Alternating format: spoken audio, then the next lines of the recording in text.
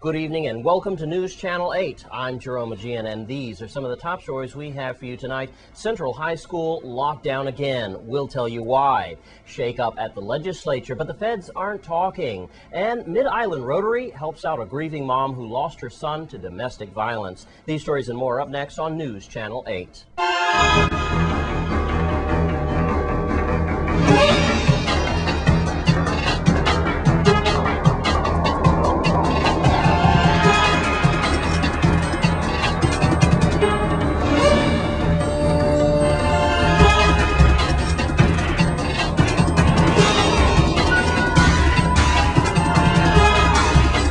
In our top story tonight, more problems at St. Croix Central High School earlier today provoked security officials to make searches that prompted a lockdown. News Channel 8's Wes Small has more. Jerome, it's just after 10 o'clock, and here's what's going on. The cell phone situation has popped up again. Just on the phone with Gary Malloy, who's recuperating from an operation. Meanwhile, we're trying to leave word with the Principal St. Clair. But you see some of the police officers here. You're going to watch some file footage of children who are stranded in between the complex and Central. Here's what we know. Channel 8 started getting calls. Radio stations started getting calls. Major problems once again on the St. Croix Central High School campus. Obviously, another lack of communication between you parents, your children, and the administration at the Department of Education and out of Principal St. Clair's office. The cell phone situation has arose again. I'm going to urge you parents one more time, check your book bags, check for the iPods, the iPads, whatever's going on. Reminder, you are not sending your child to school for cell phone use, electronic devices, zero tolerance. Notwithstanding, 50% of the blame probably has to go to education and Central. Obviously, there's a lack of communication between the parties of the parents, the students, and the administrations at Central. It has wreaked havoc on the media. It has wreaked havoc on the VIPD because they could be solving crimes, protecting your homes from being burglarized. Instead, they have to make sure your children don't arbitrarily wander between here all the way up by the highway, Matthew Chow area up in Harvey. We have children who are left stranded because the bus driver arbitrarily left them across the street there and they couldn't get in because the gate here at Central was locked in. All right, and we do have Principal St. Clair, and as always, they had to have some conferences, and boy, just to get this out of the way. We want to remind you about zero tolerance of electronic devices, but now it's more than a cell phone. It's also about weapons, and I got to tell you, Principal St. Clair, let's go back. We believe that someone saw a young man throw something on one of the buildings on campus or near campus earlier this morning. Yes, well, actually yesterday afternoon. Okay. And she came to me early this morning and she said, Miss Sinclair, we saw this. So right away I mobilized my monitors and we went searching. We didn't find it on the roof, so we just closed down the different parts of the school and we said we're going to do a random search. For the safety of the students. We have to keep the students safe. So all students safe. So a parent called me also and she told me that she heard about this on the radio. I didn't know what was going on the radio because I'm working. I don't listen to the radio. So but we continued doing what we were doing. We were searching. We searched the school. We, of course, we got cell phones and, you know, things like technology. Usually, yeah. But then it went to another degree. Another level. And I'd like to show you what is inside of your child's book bag this morning. Voila. This is not going to get your child in mechanical drawing, surveying, or writing, literature, French, or Spanish. This is a deadly weapon that could kill someone that they have confiscated. And I have news for you that might shock you, and I'm sorry. Guns and knives do not belong at Central High School. These security guards, they've been around for a while, even when my son Jamie was here. And I urge you to get your teacher's cell phone number, to get your guidance counselor's cell phone number, and to go to the PTA meetings, please, or this is what you're going to find inside of your book bag, maybe inside of one of your children's bodies. We need to do a better job, parents. Come on. I'm not going to get into the details, Principal St. Clair, and I'm not here to make you look bad, but I have to tell you, your job is really out for you this school year, to try to get these children what they're here for, to learn. How can we get across to the parents that this is no place in education? Cell phones and iPods are no place. We need to just come with books, pencils, and paper. Several things I would like the parents to understand. If your child, you find that there's something going on with your child, search his bag, search his room, search her bag, search her room. It's for your child's safety and the safety of other children on campus. If you feel that you know something that's going on in the community, call the principal. Give us a heads up. Let us know what's going on. And that's what one of the ladies did early this month. She gave me a heads up, and we started searching. But to go on the radio and start talking negative stuff about the school, I think that's not going to help us in this community. Or rumors like a riot or fights or anything. Yeah, because yes, it wasn't a fight. Yeah. We didn't lock out the students or anything like that. Yeah. We locked down our school to search so our students can be safe. That's the most important thing that I'd like to the community, and they can help us. Parents, you can help us. Search your children's bag. Know what they have in their bags. Know what they have in their rooms. And if you know something and you don't want to deal with your student, call us in the school so we can do what we have to do. Intervention and mediation. Exactly. Yes. And Mr. West, I know it's just the first month of school, but guess what? I'm very strong. And I'm in it all the way. Your back is broad. Are you going to make it? Yes, sir. All right. In the principal's office, I'm Wes Small at Central High School for News Channel 8. And in other news, the V.I. is still reeling from yesterday's raid by several federal agents, including the F.B.I. So far, no word as to yet what the feds have found. Most of the search has centered around Senator Alvin Williams' office. News Channel 8 is still all over this one, and we'll have to wait to see what the federal authorities came up with. Meanwhile, yesterday, News Channel 8's Wes Small asked for a moment of silence and received a whole lot more. Let's take a look. Thank you very much, Jerome. We're going to get right to it.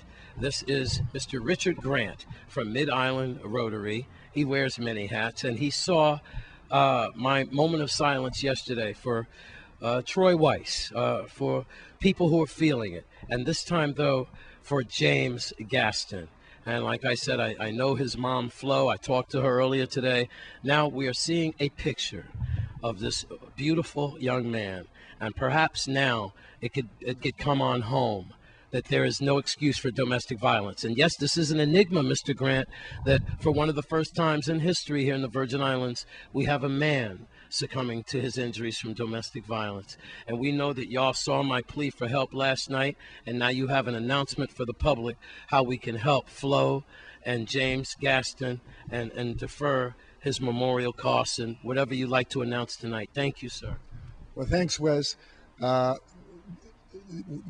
Rotary is very against domestic violence, and Flo is one of our own. Flo is a Rotarian, but the whole affair of his being burned has really affected the community at large, and many people have expressed an interest to help financially for these unexpected costs. And we as Rotarians have put up a collection for Flo, but several members of the public have also asked how can they contribute.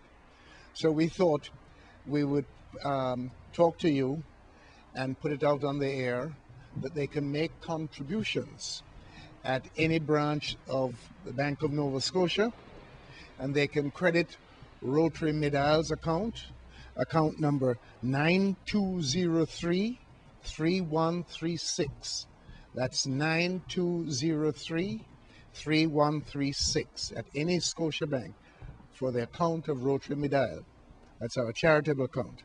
Or if it's more convenient, they can do this at Premium Finance Company in Orange Grove Shopping Center. This is going to help them a lot because they've had a lot of unexpected expenses. Yes. Having him flown to Puerto Rico, Flo being over there over the weekend with him, and now funeral expenses. Again, donations for James Gaston at Bank of Nova Scotia in the account of Rotary Mid-Isle. And there you have 058, but I noticed that you said 920-33136, or stop by Golden Rock Orange Grove Shopping Center at Premium Finance Company. I'm Wes Small for News Channel 8. Thanks, Wes, and we want to also thank Mid-Island for their efforts to help Flo get through this time of need as she has lost her 25-year-old son, James Gaston. And when we come back from this break, we've got your Caribbean Report plus more. Stay with us on Channel 8.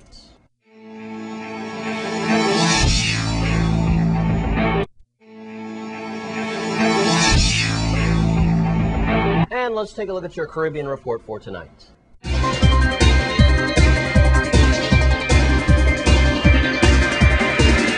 In your Caribbean Report tonight, we start in Haiti, where Senate Tuesday confirmed Gary Connolly, a senior UN development specialist and former aide to former President Bill Clinton, as Prime Minister, ending nearly 5 months of political limbo in the quake-ravaged country. Senators voted 17-3, with 9 abstaining, to approve Connolly, who won a unanimous support in the lower House of Deputies last month. Tuesday's vote came after more than 8 hours of debate in the Senate floor, with opponents arguing Connolly did not meet the constitutional requirements for the job because he lacked an electoral card and did not live in Haiti during the past 5 years. And turning to St. Lucia, where 6 Guyanese nationals were arrested by St. Lucia police after they were found with illegal items on board a cargo ship and have been charged for various offenses ranging from possession of drugs to dangerous weapons. The cargo ship, named Vicky B, was intercepted by a combined unit of police officers 6 nautical miles off the coast of St. Lucia at about 10:30 p.m. Saturday. A thorough search of the ship revealed 30 kilos of cocaine, 46 kilos of cannabis, 1 12-gauge shotgun, and 15 rounds of 12-gauge ammunition, 9 rounds of 9mm ammunition, and 5 military explosive grenades, which were concealed in a compartment at the head of the ship. The occupants of the ship were arrested and taken into police custody. And finally, in St. Kitts and Nevis, Prime Minister of Education and Information, Senator the Honorable Nigel Carty, could soon be discharged from a Miami hospital, says Prime Minister Dr. Denzel Douglas on Tuesday. We spoke with him. He called, and when someone calls you, it means he or she is coming around quite fine, said Prime Minister Dr. Denzel Douglas in response to a caller during this week's radio program, Ask the Prime Minister. The Minister of Education and Information underwent emergency surgery at a Miami hospital 2 weeks ago for an undisclosed illness. And during Mr. Carty's absence, Attorney General and Minister of Justice and Legal Affairs, the Honorable Patrick Nisbet, is acting Minister of Education and Information on St. Kitts and Nevis.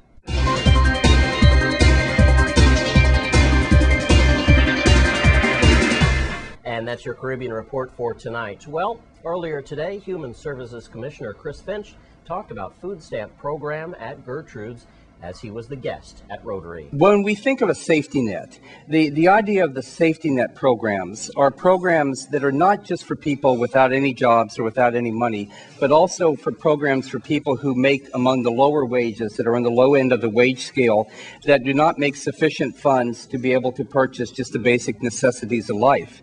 It has been the federal government's policy for a very, very long time now to not really subsidize those families with cash assistance, certainly not have minimum wage at a point where it enables people to be able to pay for all of those items that are needed, but instead to subsidize such items as housing, medical care, food, medical care including pharmaceutical assistance, transportation, child care, rather than providing pure cash assistance. So when we think of the safety net is really all those items that go in to make that up, of all those subsidies. The food stamp program, which is now called S.N.A.P, Supplemental Nutrition Assistance Program, and it was renamed not just for the sake of renaming, but it was renamed because there are no food stamps anymore. In the old days, people actually used to receive a little coupon, and that was called the stamp, and they were in different dollar amounts, and you could use those at the grocery store. Now, all throughout the country, and certainly including the Virgin Islands, all the recipients have a debit card. We call it the Sun, Sand, and Sea card, and it looks like just like every other debit card. And at midnight and 1 second on the first of the month, it is reloaded automatically with that family's allotment for the month of whatever it is that they have qualified for. If you don't believe this, go into any grocery store in the Virgin Islands or the first or second of the month and try to get a cart. You'll see that a good part of the territory is shopping on those days, and indeed this is what has happened, is that people at the end of the month had run out of money, and they're waiting. As soon as that cart is reloaded, they're in the grocery store getting what they need. So when we look at that program, and again, it is also serves people who are on the low end of the wage scale, that actually many of the clients of the S.N.A.P program have jobs. They just qualified based on a sliding scale, based on their income they have and their family size. The federal government pays for all of the food costs, so all the actual benefit that's spent in the grocery store is subsidized by the federal government, and there is no cap on that. The federal government and the Virgin Islands government split the cost of running the program, the administrative costs, 50-50. For the Virgin Islands, a family of one, just a single person with absolutely no other income, can qualify for $257 a month in S.N.A.P. I won't say food stamps anymore, I'm going to stick with S.N.A.P. I'm teaching myself as well. So $257 is the maximum for a family of one. Again, it's on a sliding scale. If that person has some income, that amount would be reduced, and it can be down to as few as just a couple of dollars if they're just at the top end of the sliding scale. A family of four in the Virgin Islands, the maximum, again, a family with no income, the maximum is $859 a month. Now, this is one area that we actually get a little extra benefit because of the cost of the territory. So remember I said a family of one, the maximum you can get is $259 in food assistance per month. In any of the 50 states, that maximum is $200. So we get 257 in the States, it's maxed out at 200. And when we come back from this break, Miss Cheryl Francis steps up to the plate again. Stay with us.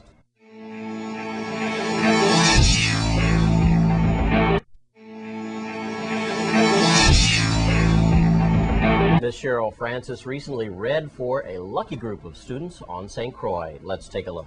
Llama Llama, red pajama, reads a story with his mama. So you see how Mommy and Llama is there reading their book, right? Yes. Does your Mommy and Daddy read to you? Yes. Excellent. Very, very good.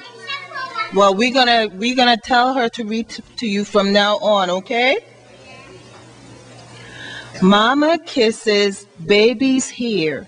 Mama Llama goes downstairs. So you see, Mama, she kisses the baby's hair, and then she's going downstairs. Okay? See what a wonderful mommy she is? Yes. Excellent. Llama Llama, red pajama, feels alone without his mama. So you can see Mama left. You see that? He feels alone. You know, like usually when your mom leaves the room and she turns off the light, do you feel alone too? That's how he feels right now. Not you? Baby Llama wants a drink. Mama's at the kitchen sink.